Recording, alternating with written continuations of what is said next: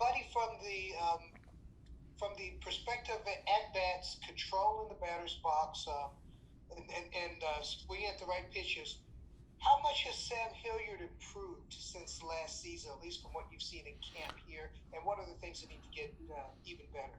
Well, again, I think we've seen again in 20 plus at bats and exhibition at bats, we've seen a better outcome of what Sam's working on. Putting the ball in play, swinging at strikes, taking balls. In a very small sample of exhibition games, he's done much better. There's been improvement, so that's a good thing. And I think what Sam's looking for, which ultimately helps the team, is continued progress in that area. Cutting down the strikeouts, improving the walk rate. Actually, his walk rate's been pretty good over the last couple of years as a minor leaguer and a big leaguer. So again, it's more about more consistently putting the ball in play. Yeah, it does look like obviously, and this is a very small sample size, but there seems to be an emphasis on just that, not necessarily just trying to damage balls or see how far you can hit them. Have you seen that in his swing, or does that part need to get better? Well, again, there's always improvement, Thomas, that players are striving for. They're always striving to get better. I think with Sam sometimes, and you'll hear the hitting coaches talk about it, and even Sam about the effort level of the swing. Sometimes the swing becomes too big and too long, and in most cases, it's not necessary to have that big of a swing and that hard of a swing. He's got enough natural power with a nice stroke that it can result in damage. So again, it's all about getting the reps against quality pitching and a comfort level of being in the batter's box and trying to produce those things in competition. And just kind of philosophical question: if Senzatella is able to get back and you're able to go with 5 starters, first off, is it advantageous to go with 5 at the gate and give those starters an extra day's rest the first time through? It always helps to give a starter an extra day's rest, I believe, at any point, whether it's early in the year, middle of the year, late in the year. I think it's always advantageous for a pitcher's arm to get that extra day's rest when it can be done, without losing any of the quality of your starting rotation. If you have 5, do you still feel like you'll need to come into the season with a multi-inning guy, with a long guy, so to speak? Potentially, yes. Okay, but not, is that a must, or is it potential? Thomas, you're really trying to tie me down on this one. I get it. It's always nice to have a long guy, yes. Okay. I think it's advantageous for a pitching staff to have as much balance as you possibly can. And just we talked yesterday in the sense of telling through coming back today. Any soreness, anything? No, felt great. And how did it look yesterday? Bounced back great. Looked good. He's throwing the ball in the mid 90s. His secondary stuff was sharp. He looked very good. Hey, thanks, buddy. You got it, Thomas. Go to Nick Grove from The Athletic. Nick, go ahead. Yeah, buddy, it seems like you do have a lot of pitchers who are sort of right, kind of like right there near the rotation. So, like, who are your possibilities? What's like a depth chart of long arms, basically, at this point? Austin Gomber, Chichi Gonzalez, Derek Rodriguez, Jose Mujica, Ryan Castellani, Ryan Rollison. I think that's it. So, yeah, I mean, just so we're clear, so like you would be okay having a starter in that role, quote unquote starter in a bullpen long arm role. Yes. Okay. Yeah. Gotcha. You got it. What did you see from Scott Oberg yesterday? I thought Scotty, after a long layoff, looked very sharp. I liked his delivery. He repeated his delivery. The fastball had, probably not his top velocity that he's going to get to, but yet very solid. It was in the 92 to 94 range. I thought he had a nice slider, nice breaking ball. Changeup looked good. I think overall his stuff was, I thought very good for this time of spring. Because it's such a unique situation for him, and because it's recurred now 3 times health-wise, do you find yourself keeping a closer eye on him?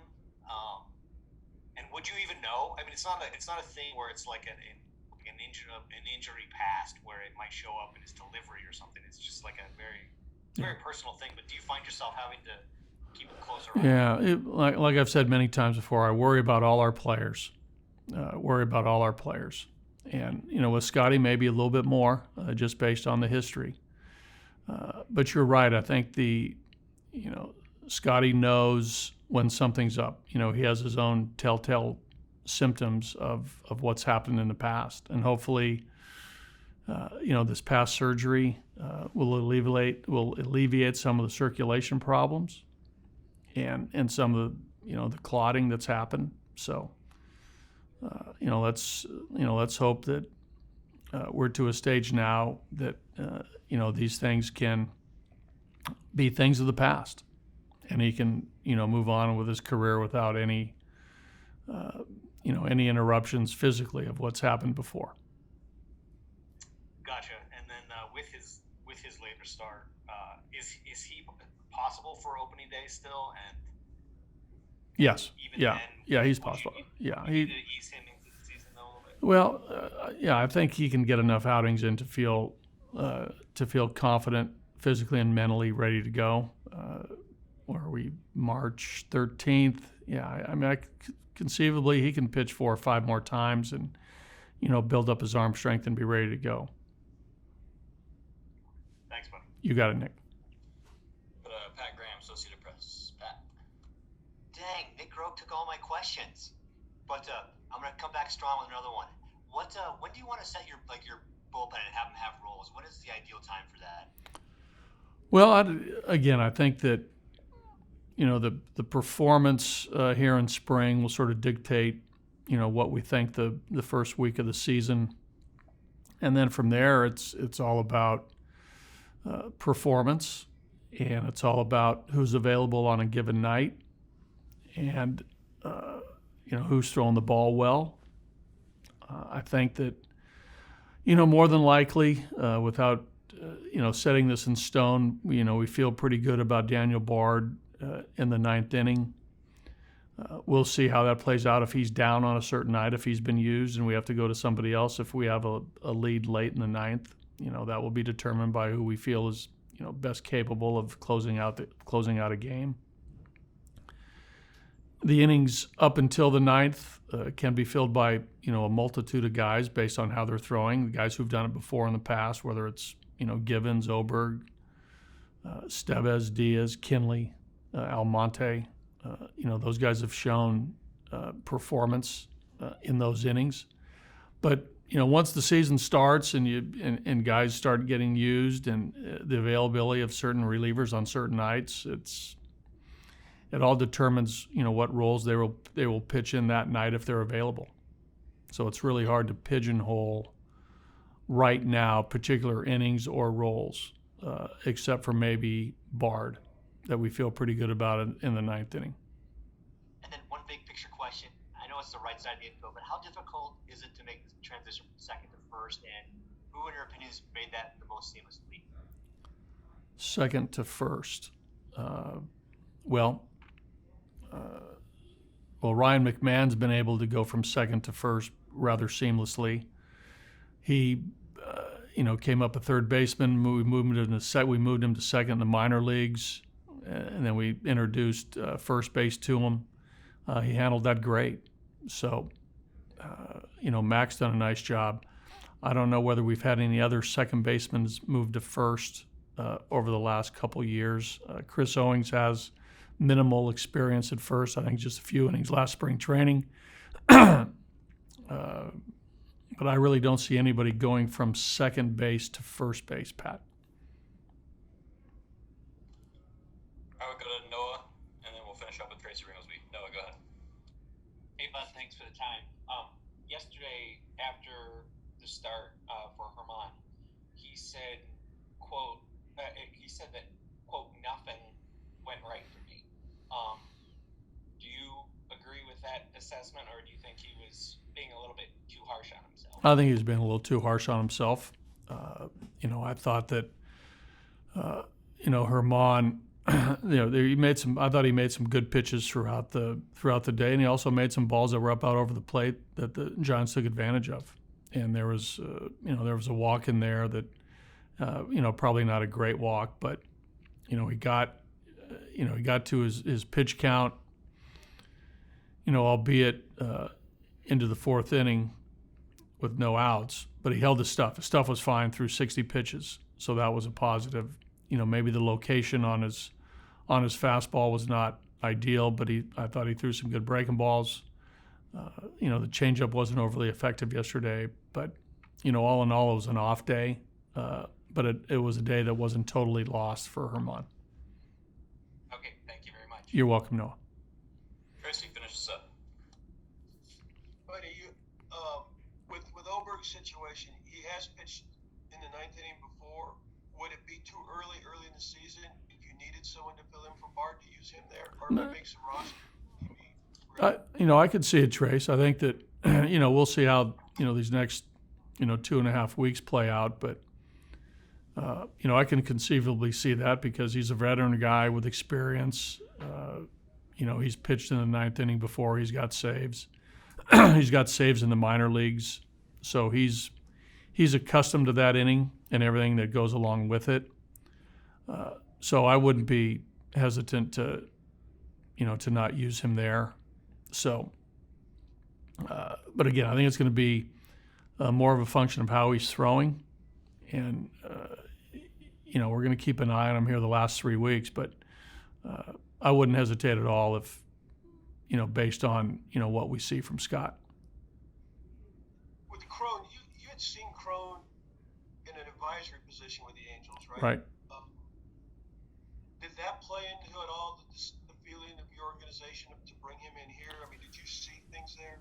Yeah, I was there the one season, and he played pretty well in 16. I think he's also said that Pujols was there, and I don't know offhand exactly how many at bats he got in 2016, but since then he's got some regular at bats with Tampa and Minnesota.